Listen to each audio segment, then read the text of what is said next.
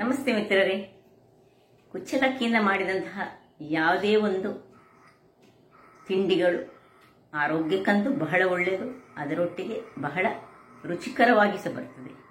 ಹಾಗಾದರೆ ಇವತ್ತು ನಾನೊಂದು ಬನ್ ದೋಸೆ ಮಾಡಿದ್ದೇನೆ. ಕುಚ್ಚಲಕ್ಕಿಯನ್ನು ಉಪಯೋಗಿಸಿ ಮಾಡಿದಂತಹ ಒಂದು ಸಿಂಪಲ್ ಬನ್ ದೋಸೆ. ಅದಕ್ಕೆ ಸೋಡಾ ಹಾಕಲಿಕ್ಕಿಲ್ಲ ಅಥವಾ ಏನೋ ಹಾಕಲಿಕ್ಕಿಲ್ಲ, ಏನಿಲ್ಲ. ಫರ್ಮೆಂಟೇಷನ್ ಮಾಡಿದಂತಹ ಈ ಬನ್ ದೋಸೆಯನ್ನು ಹೇಗೆ ಮಾಡುವುದನ್ನು ನೋಡುವ ಮೊದಲು ಯಾರೆಲ್ಲ ನನ್ನ ಚಾನೆಲ್ ಅನ್ನು ನೋಡ್ತಿದ್ದೀರಿ, ಯಾರೆಲ್ಲ ಇನ್ನೂ ಸಬ್ಸ್ಕ್ರೈಬ್ ಮಾಡಿಲ್ಲ, ದಯವಿಟ್ಟು ಸಬ್ಸ್ಕ್ರೈಬ್ ಮಾಡಿ ಸಪೋರ್ಟ್ ಮಾಡಿ ಅಂತ ಹೇಳುತ್ತಾ ಬನ್ನಿ ಅಡಿಗೆ ಮನೆಗೆ ಹೋಗಿ ಇದನ್ನು ಹೇಗೆ ಮಾಡುವುದನ್ನು ನೋಡೋಣ. ನಮಸ್ತೆ ಮಿತ್ರರೇ, ಇವತ್ತು ಕುಚ್ಚಲಕ್ಕಿಯನ್ನು ಬಳಸಿ ಒಂದು ಸ್ವೀಟ್ ಬನ್ ದೋಸೆ ಮಾಡೋಣ. ಈ ಕುಚ್ಚಲಕ್ಕಿ ಇದನ್ನು ನಾನು ಒಂದು 6 ರಿಂದ 7 ಗಂಟೆಗಳ ತನಕ ನೆನೆಸಿಟ್ಟುಕೊಂಡಿದ್ದೇನೆ. ಇದರಲ್ಲಿ 3 ಲೋಟದಗಳಷ್ಟು ಈ ಕುಚ್ಚಲಕ್ಕಿ ಉಂಟು. ಬಿಳಿ ಕುಚ್ಚಲಕ್ಕಿ ಯೂಸ್ ಮಾಡಿದ್ದೇನೆ, ಕೆಂಪು ಕುಚ್ಚಲಕ್ಕಿ ಸಹ ಯೂಸ್ ಮಾಡ್ಕೊಳ್ಬಹುದು. ಇಲ್ಲಿ ಉದ್ದಿನ ಬೇಳೆ 1 ಲೋಟದಷ್ಟು ಉದ್ದಿನ ಬೇಳೆ ಮತ್ತು 2 ಚಮಚಗಳಷ್ಟು ಅಂದ್ರೆ ಸಣ್ಣ ಟೀ ಸ್ಪೂನ್ ಅಲ್ಲಿ, ಇದರಲ್ಲಿ 1 ಸ್ಪೂನು, ಟೀ ಸ್ಪೂನ್ ಆದ್ರೆ 2 ಟೀ ಸ್ಪೂನ್ ಅಷ್ಟು ಈ ಮೆಂತೆ ಕಾಳನ್ನು ಸಹ ನೆನೆಸಿ ಹಾಕಿದ್ದೇನೆ. ಸೊ 1 ಲೋಟ ಉದ್ದಿನ ಬೇಳೆ ಆದರೆ 3 ಲೋಟ ಕುಚ್ಚಲಕ್ಕಿ, ಒಂದು 25 ಗ್ರಾಮ್ಸ್ನಷ್ಟು ತೆಂಗಿನ ತುರಿ, 25 ಗ್ರಾಮ್ಸ್ನಷ್ಟು ಬೆಲ್ಲ, 1 ಬೌಲ್ನಲ್ಲಿ ಈ ಬೌಲ್ನಷ್ಟು ಇದು ಅವಲಕ್ಕಿ, ತೆಳು ಅವಲಕ್ಕಿ. ಇದನ್ನು ನಾನು ಏನು ಮುಳುಗಿಸ್ಲಿಲ್ಲ, ಏನು ಮಾಡಲಿ. ಈಗ ಮೊದಲಿಗೆ ನಾವು ಇದನ್ನು ಒಟ್ಟಿಗೆ ಸಹ ನೆನೆಸಿ ಹಾಕೊಳ್ಬಹುದು, ತೊಂದರೆ ಇಲ್ಲ. ಬಟ್ ನಾನು ತೋರಿಸಲಿಕ್ಕೋಸ್ಕರ ಹೀಗೆ ಬೇರೆ ಬೇರೆ ನೆನೆ ಹಾಕಿದ್ದೇನೆ. ಈಗ ಮೊದಲಿಗೆ ಈ ಉದ್ದನ್ನು ಈ ಗ್ರೈಂಡರ್ನಲ್ಲಿ ಹಾಕೊಳ್ತಿದ್ದೇನೆ. ಎಲ್ಲವನ್ನು ಸಹ ಸ್ವಲ್ಪ ಉದ್ದು ಗ್ರೈಂಡ್ ಆಗುವಾಗ ನಾವು ಮತ್ತೆ ಅಕ್ಕಿಯನ್ನು ಹಾಕೊಳ್ಳೋದು. ತುರಿಗೆ ಉದ್ದನ್ನು ಹಾಕೊಳ್ತಿದ್ದೇನೆ, ಚೂರು ಗ್ರೈಂಡ್ ಆಗಲಿ ಉದ್ದು. ಸ್ವಲ್ಪ ಇದಕ್ಕೆ ನೀರನ್ನು ಹಾಕೊಳ್ತಿದ್ದೇನೆ, ಒಂದು 1/4 ಗ್ಲಾಸ್ನಷ್ಟು ನೀರು ಹಾಕ್ತೇನೆ, ಯಾಕೆಂದ್ರೆ ಸೌಂಡ್ ಬರ್ತಾ ಉಂಟು, ಅದರಿಂದಾಗಿ ಸ್ವಲ್ಪ ಗ್ರೈಂಡ್ ಆಗುವಾಗ ಈಗ ಈ ತೆಂಗಿನ ತುರಿ ಒಂದು ಬೌಲ್ನಷ್ಟು ತೆಂಗಿನ ತುರಿ ಹಾಕೊಳ್ತಿದ್ದೇನೆ. ತೆಂಗಿನ ತುರಿ ಸ್ವಲ್ಪ ಗ್ರೈಂಡ್ ಆಗುವಾಗ ಈ ಅವಲಕ್ಕಿಯನ್ನು ಸಹ ಇದರೊಟ್ಟಿಗೆ ಹಾಕೊಳ್ತಿದ್ದೇನೆ. ಸೀದಾ ಅವಲಕ್ಕಿಯನ್ನು ಹಾಕಿ ಸ್ವಲ್ಪ ಪುನಃ ಸ್ವಲ್ಪ ಒಂದು 2 ಚಮಚಗಳಷ್ಟು ನೀರನ್ನು ಹಾಕೊಳ್ತಿದ್ದೇನೆ, ಅಂದ್ರೆ ಅದು ಗ್ರೈಂಡ್ ಆಗ್ಬೇಕು, ಅದಕ್ಕೋಸ್ಕರ. ಇನ್ನು ಈ ಅಕ್ಕಿ ಏನು ನಾವು ನೆನೆಸಿಟ್ಟಿದ್ದೇವೆ ನೋಡಿ, ಇದು ನೋಡಿ ಇಷ್ಟು ಗ್ರೈಂಡ್ ಆಗ್ಬೇಕು. ನಿಮಗೆ ನಾನು ಚಮಚದಲ್ಲಿ ತೆಗೆದು ತೋರಿಸ್ತೇನೆ ನೋಡಿ. ಇಷ್ಟು ಗ್ರೈಂಡ್ ಆಗುವಾಗ ಇದೆಲ್ಲ ಒಟ್ಟಿಗೆ ಸಹ ಹಾಕೊಳ್ಬಹುದು. ಈಗ ಸ್ವಲ್ಪ ಗ್ರೈಂಡ್ ಆಗುವಾಗ ಈ ಅಕ್ಕಿ ಇದನ್ನು ಇದರಲ್ಲಿ ಹಾಕೊಂಡು ಸ್ವಲ್ಪ ಈಗ ನೀರು ಹಾಕೊಳ್ಬೇಕಾಗ್ತದೆ. ಸುರಿಗೆ ಹಾಕೊಳ್ಳೋದು ಬೇಡ, ನೀರು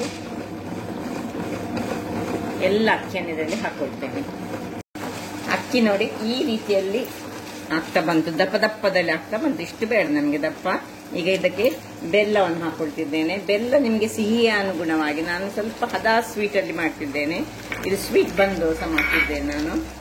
ಈಗ ಇದಕ್ಕೆ ಪುನಃ ಸ್ವಲ್ಪ ನೀರನ್ನು ಹಾಕೊಳ್ಳೋಣ.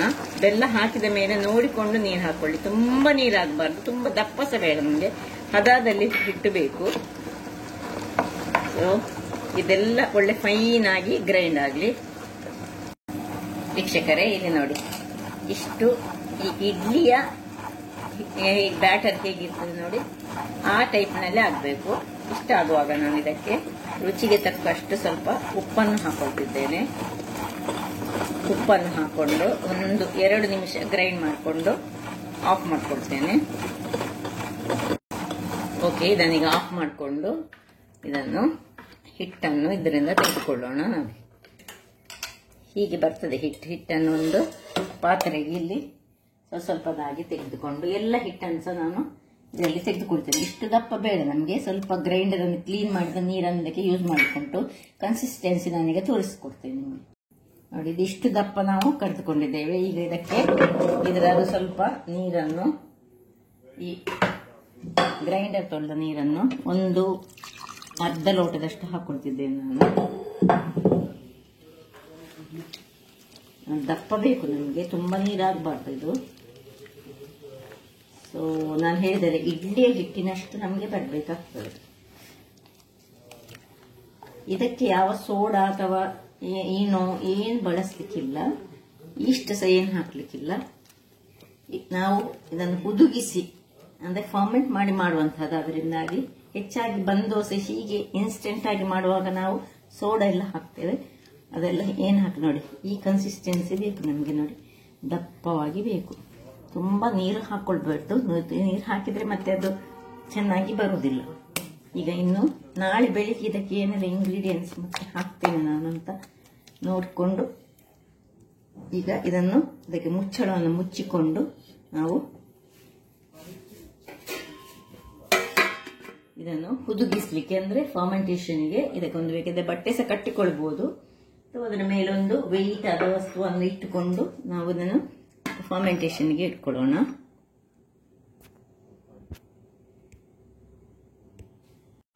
ಮಿತ್ರರೇ ನೋಡಿ, ಈಗ ಹೇಗೆ ಫರ್ಮೆಂಟೇಷನ್ ಆಗಿದೆ, ಬೆಳಿಗ್ಗೆ ಆಗಿದೆ. ನಾನು ರಾತ್ರಿ ಇಟ್ಟುಕೊಂಡದ್ದು, ಒಳ್ಳೆ ಫರ್ಮೆಂಟ್ ಆಗಿದೆ, ದಪ್ಪಸ ಆಗಿದೆ. ನಮ್ಗೆ ಈಗ ಇಷ್ಟು ದಪ್ಪ ಬೇಡ. ಇದಕ್ಕೀಗ ಸ್ವಲ್ಪ ನೀರನ್ನು ನಾವು ಸೇರಿಸ್ಕೊಳ್ಳೋಣ.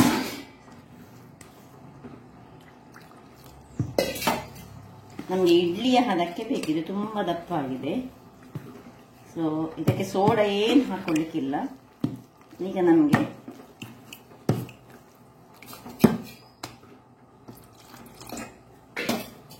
ಇದನ್ನು ಕನ್ಸಿಸ್ಟೆನ್ಸಿ ನಾನೀಗ ತೋರಿಸ್ತೇನೆ, ನೀರು ಮಾಡಿಕೊಂಡು ಎಷ್ಟು ಬೇಕು ಹೇಳಿ. ಇಲ್ಲಿ ನೋಡಿ, ಕನ್ಸಿಸ್ಟೆನ್ಸಿ ಆಫ್ ದ ಹಿಟ್ಟು ಹೀಗೆ ಇರಬೇಕು. ಇಲ್ಲಿ ನಾನೊಂದು ಕಾವಲಿ ಟೈಪಲ್ಲಿ ಅಥವಾ ನೀವು ಒಗ್ಗರಣೆ ಇರುವಂತಹ ಟೈಪಿನ ಇದನ್ನು ಸಹ ಯೂಸ್ ಮಾಡ್ಕೊಳ್ಬೋದು. ಕಾವಲಿ ಬಿಸಿ ಆಗುವಾಗ ಒಂದು ಸಣ್ಣ ಚಮಚದಲ್ಲಿ 2 ಚಮಚದಷ್ಟು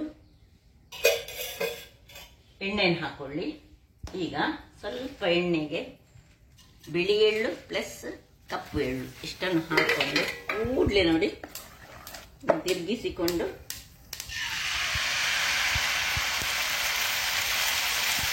ದಪ್ಪದಲ್ಲಿ ಹಾಕೊಳ್ಳಿ. ಇದು ಕುಚ್ಚಲಕ್ಕಿದಾದ್ರಿಂದಾಗಿ ಸ್ವಲ್ಪ ದಪ್ಪ ದಪ್ಪವೇ ಆಗ್ತದೆ. ಈಗ ಅದರ ಮೇಲೆ ಸ್ವಲ್ಪ ಬಿಳಿಯ ಎಳ್ಳು, ಸ್ವಲ್ಪ ಕರಿಯ ಎಳ್ಳು, ಸ್ವಲ್ಪ ಹೆಚ್ಚಾಗಿ ಏಜ್ ಆದವರಿಗೆಲ್ಲ ಇಂಥ ತಿಂಡಿ ಬಹಳ ಒಳ್ಳೇದು. ಯಾಕಂದ್ರೆ ಕರಿ ಎಳ್ಳು ಮತ್ತು ಬಿಳಿ ಎಳ್ಳು ನಮ್ಮ ಬೋನನ್ನು ತುಂಬಾ ಗಟ್ಟಿ ಮಾಡ್ತದಂತೆ. ಈಗ ಅದಕ್ಕೆ ಮುಚ್ಚಳವನ್ನು ಮುಚ್ಚಿಕೊಂಡು ಅದಾ ಉರಿಯಲ್ಲಿ ಬೇಯಿಸಿಕೊಳ್ಳೋಣ. ವೀಕ್ಷಕರೇ ನೋಡಿ, ಒಂದು 5 ನಿಮಿಷಗಳ ಬಳಿಕ ಈಗ ಮೇಲಿನಿಂದ ಹೀಗೆ ಒತ್ತುವಾಗ ಅದರಲ್ಲಿ ನಾವು ಮುಟ್ಟುವಾಗ ಅಂಟಬಾರದು. ಅಷ್ಟಾಗುವಾಗ ನಾವೀಗ ಇದಕ್ಕೆ ಮೇಲಿನಿಂದ ಚೂರು ತುಪ್ಪ ಹಾಕೊಂಡು ಇದನ್ನು ಫ್ಲಿಪ್ ಮಾಡ್ಕೊಳ್ಳೋಣ. ನಿಮಗೆ ಸರಿ ದಪ್ಪದಲ್ಲಿ ಬರಬೇಕಾದ್ರೆ ಇದು ಈ ಒಂದು ಕುಚ್ಚಲಕ್ಕಿಯಲ್ಲಿ ಮಾಡಿದ್ರೆ ಅಷ್ಟು ದಪ್ಪದಲ್ಲಿ ಬರುವುದಿಲ್ಲ. ಕುಚ್ಚಲಕ್ಕಿಯನ್ನು ನಾವು ದಪ್ಪ ಮಾಡಿದ್ರೆ ಅದು ಒಳಗೆ ಬೇಯುವುದಿಲ್ಲ. ಅದಕ್ಕೋಸ್ಕರ ನಾವು ಸ್ವಲ್ಪ ಇಷ್ಟೇ ದಪ್ಪದಲ್ಲಿ ಮಾಡಿದ್ರೆ ಸಾಕಾಗ್ತದೆ. ಈ ನಮ್ಮದು ರಾ ರೈಸ್ ಇರ್ತದಲ್ಲ, ನಾವು ಇದೆಲ್ಲ ದೋಸೆ ಎಲ್ಲ ಮಾಡುವಂತಹ ರೈಸ್ ಇರ್ತದಲ್ಲ, ಅದರಲ್ಲಿ ಮಾಡಿದ್ರೆ ದಪ್ಪದಲ್ಲಿ ನೋಡಿ. ಇನ್ನೊಂದು ನಾನು ಇಲ್ಲಿ ಹಾಕೊಂಡಿದ್ದೇನೆ, ಇದು ಸಹ ಹಾಗೆ ಈ ಟೈಪಿನ ಇದರಲ್ಲಿ ಹಾಕೊಂಡೆ ಅಡಿಮೇಲೆ ಮಾಡಿಕೊಂಡೆ. ಇದು ಸಹ ಹಾಗೆ ಒಳ್ಳೆ ರೀತಿಯಲ್ಲಿ ಬರ್ತದೆ. ಇದು ಸ್ವಲ್ಪ ಕಬ್ಬಿಣದಲ್ಲಿ ಆದ್ರೆ ತುಂಬಾ ಚೆನ್ನಾಗಿ ಬರ್ತದೆ. ಇಲ್ಲಿ ನಾನು ನಾನ್ ಸ್ಟಿಕ್ ಸಹ ಮಾಡಿ ತೋರಿಸಿದೆ. ಒಂದು 2 ನಿಮಿಷ ಇದು ಬೇಯಿಸ್ಕೊಳ್ಳಿ. ವೀಕ್ಷಕರೇ ಇಲ್ಲಿ ನೋಡಿ, ಒಂದು 2 ನಿಮಿಷಗಳ ಬಳಿಕ ರೆಡಿ ಆಯಿತು. ಈಗ ನೋಡಿ ಎಷ್ಟು ಚೆನ್ನಾಗಿ ಬಂದಿದೆ. ಅದೇ ರೀತಿ ಪುನಃ ಇಲ್ಲಿ ಇದರಲ್ಲಿ 1 ಚಮಚದಷ್ಟು ಅಥವಾ 2 ಚಮಚ ಸ್ವಲ್ಪ ಎಣ್ಣೆ ಇದಕ್ಕೆ ಚೂರು ಹಾಕೊಳ್ಬೇಕಾಗ್ತದೆ. ಹಾಕೊಳ್ಳೋದು ಒಂದು ಪಿಂಚ್ ಆಫ್ ಎಳ್ಳು, ಬ್ಲ್ಯಾಕ್ ಎಳ್ಳು ಅಂಡ್ ಬಿಳಿಯ ಎಳ್ಳು, ಮತ್ತೆ